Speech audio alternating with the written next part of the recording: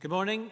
We begin business today with general questions. Our first question from Gordon MacDonald. I ask the Scottish Government what action it is taking in response to the UK Government proceeding to take the UK out of the EU on the 31st of January through the EU Withdrawal Agreement Bill, despite the decision by the Scottish Parliament and the other devolved legislatures not to consent to the bill. Cabinet Secretary Michael Russell.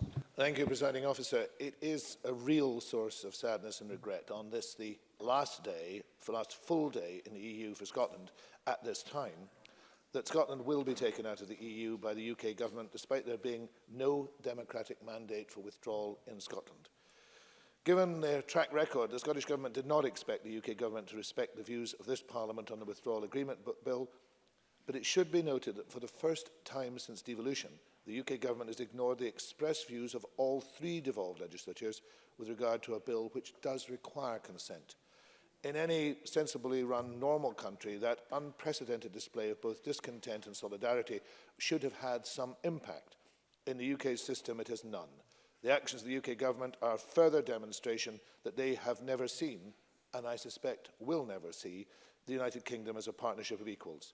The Scottish Government will have to continue to fight to have Scotland's voice heard during the upcoming process of negotiating a future relationship with the EU and to give the people in Scotland a right to choose a better future, an action which was endorsed by this Parliament yesterday. Gordon MacDonald. I thank the Cabinet Secretary for that answer. The Tory Government is breaching the devolution settlement, treating the devolved administrations with contempt, and tomorrow will drag us out of the EU against the clear will of the Scottish people. Does the Cabinet Secretary agree with me that this plainly illustrates that the only way for the people of Scotland to have a say over their own future is through a second independence referendum that this Parliament voted for yesterday? Cabinet Secretary. There is nothing, despite the applause, there is nothing exceptional in that argument. It is an argument based solely upon a democratic mandate given by the people of Scotland and demanding the right to have a choice. It baffles me how any member of this Parliament representing any part of Scotland could stand against the wish of that part of Scotland and the whole country, clearly expressed, to have a choice. Anybody who does so is not a Democrat. Question number 2, Liz Smith. To ask the Scottish Government what its response is to reported comments by Transport Scotland officials that the volume of traffic on the Queensferry crossing is beyond what the bridge was designed for. Cabinet Secretary Michael Matheson.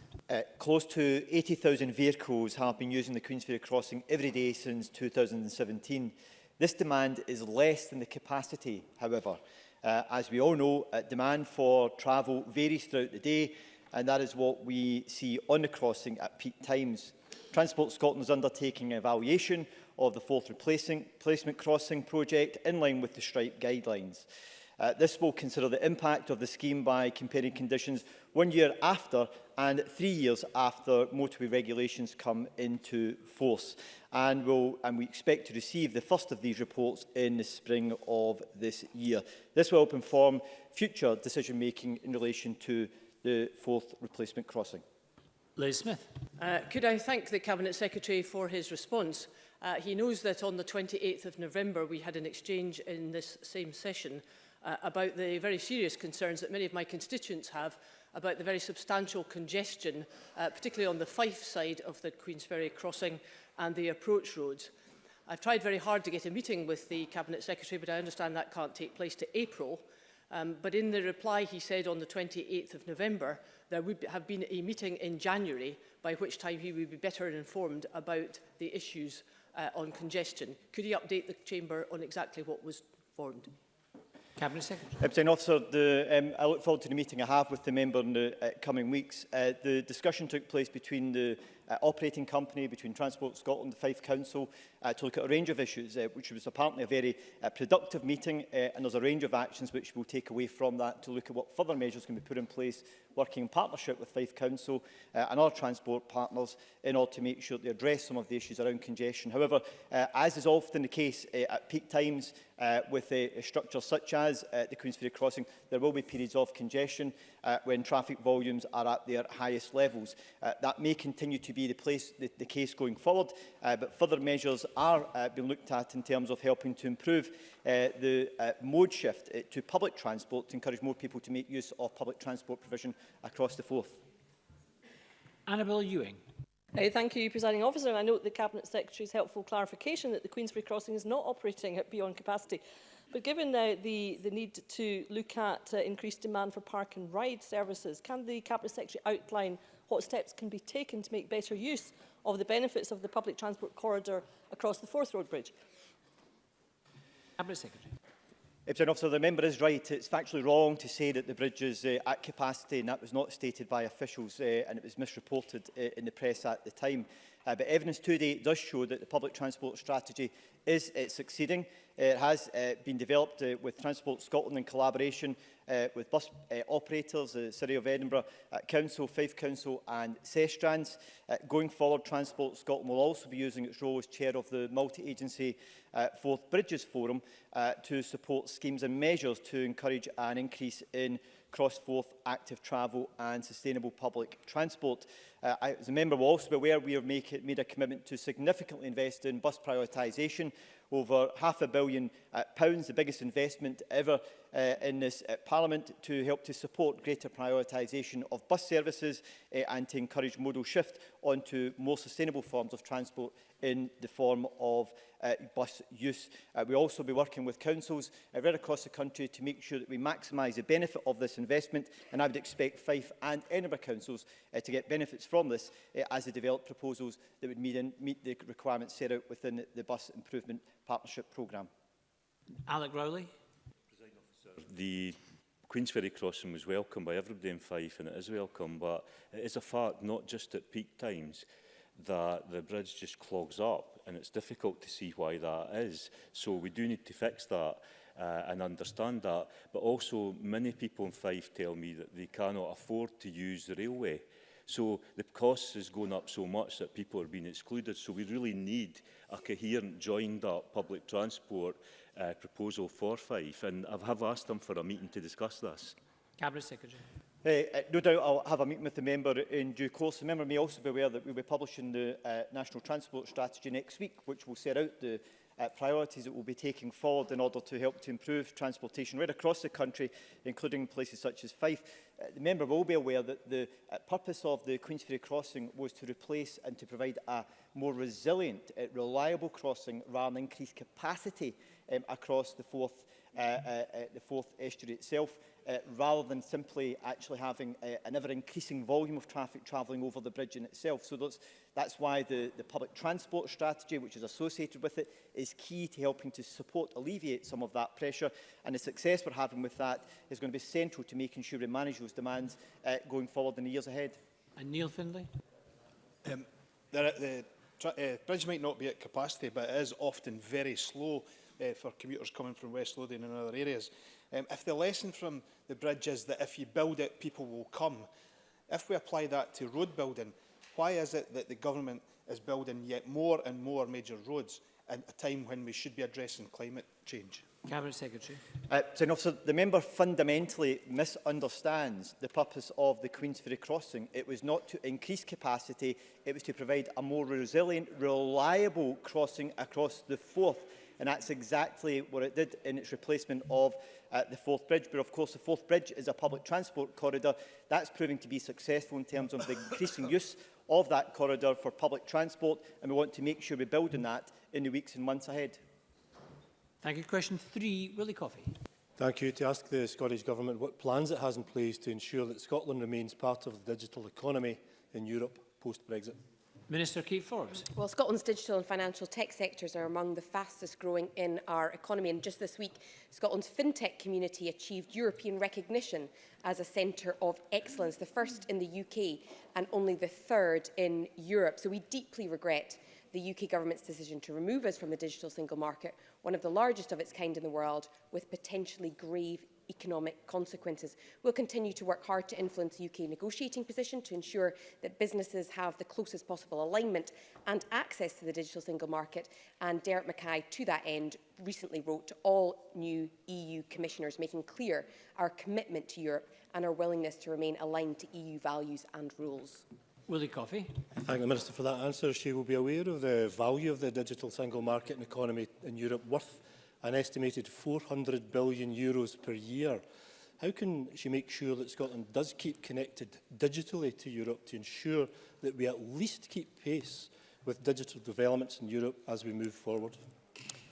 Minister Kate Forbes. Well, I agree entirely with Willie Coffey's question. Scotland is one of Europe's emerging tech powerhouses that is being increasingly recognised, both in terms of our innovation and also the global reputation of our business. And digital industries export market was worth £1.46 billion in 2017 to Scotland.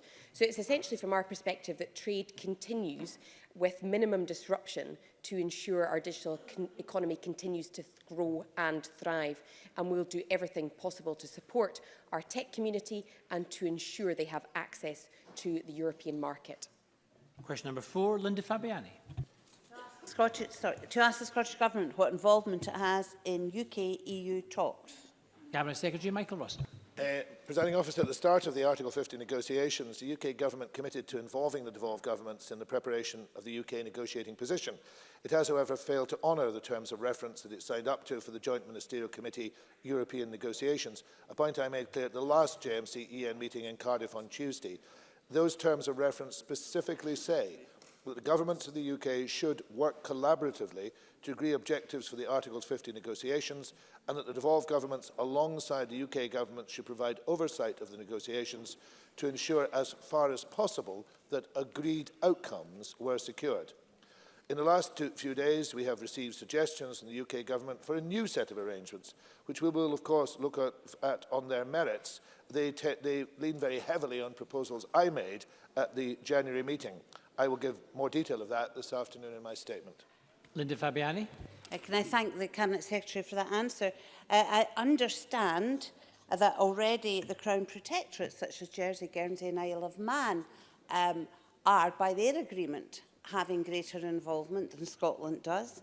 I also am very aware that the UK Government has agreed to engage specifically with the Northern Ireland Executive about trading arrangements with the EU and support for businesses.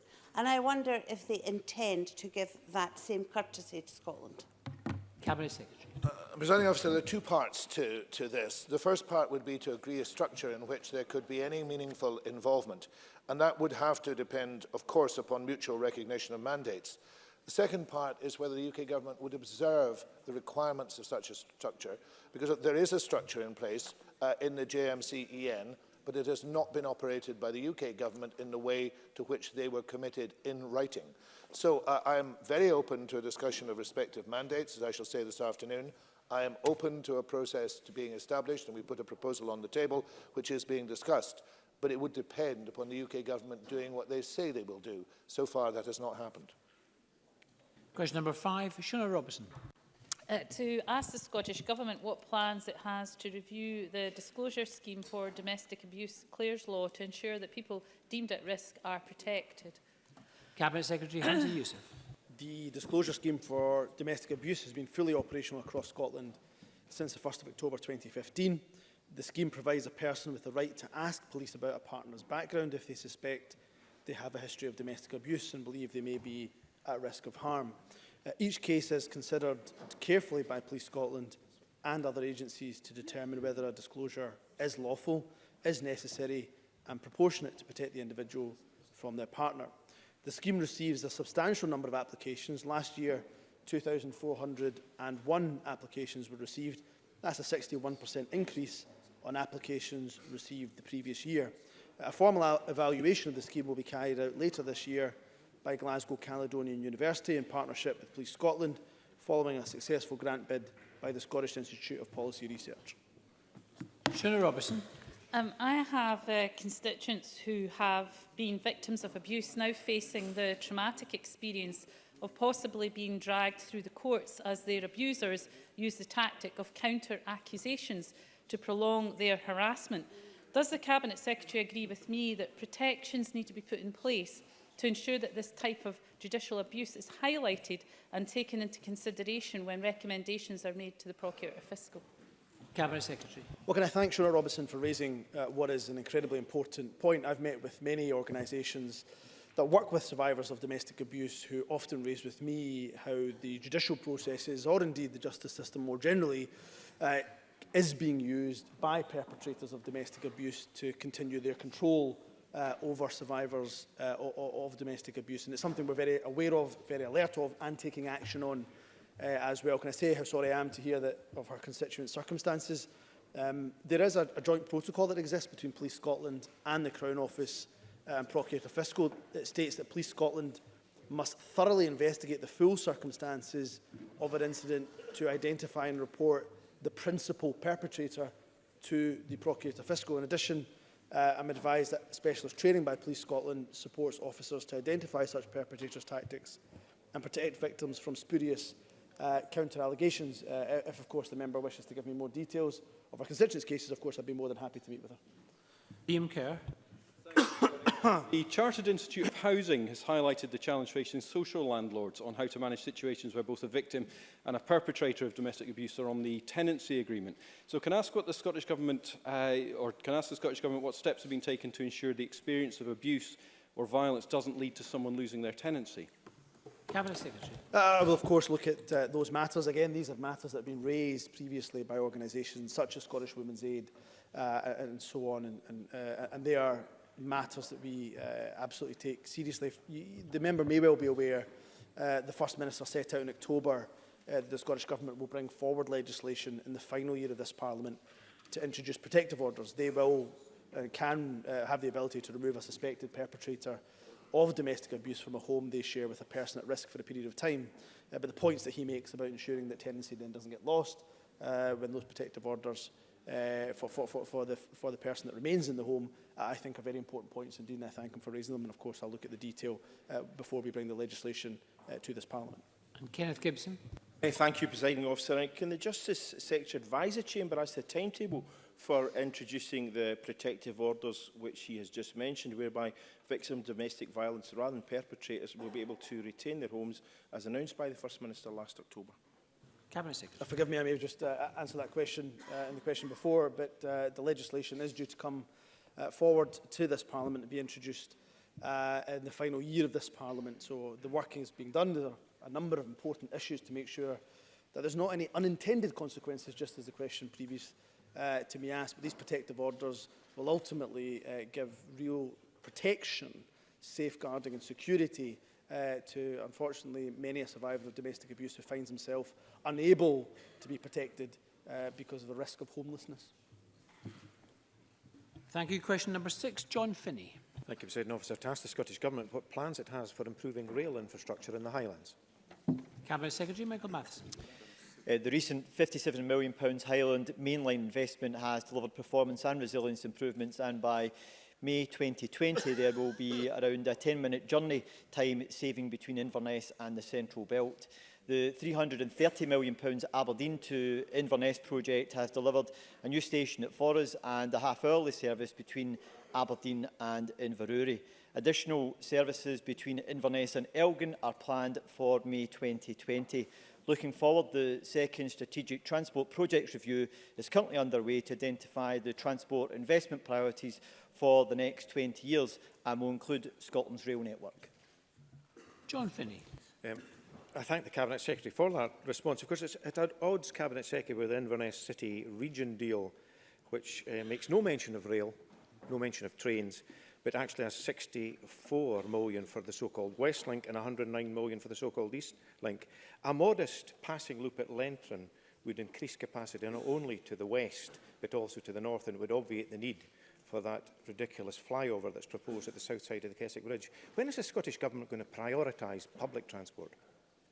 Cabinet Secretary. Well, Presiding Officer, we do prioritise public transport. The member will be aware that the city deal for Inverness is one which has been shaped by local partners, recognising the key strategic investments which are necessary to help to support and create inclusive economic growth within the Highlands.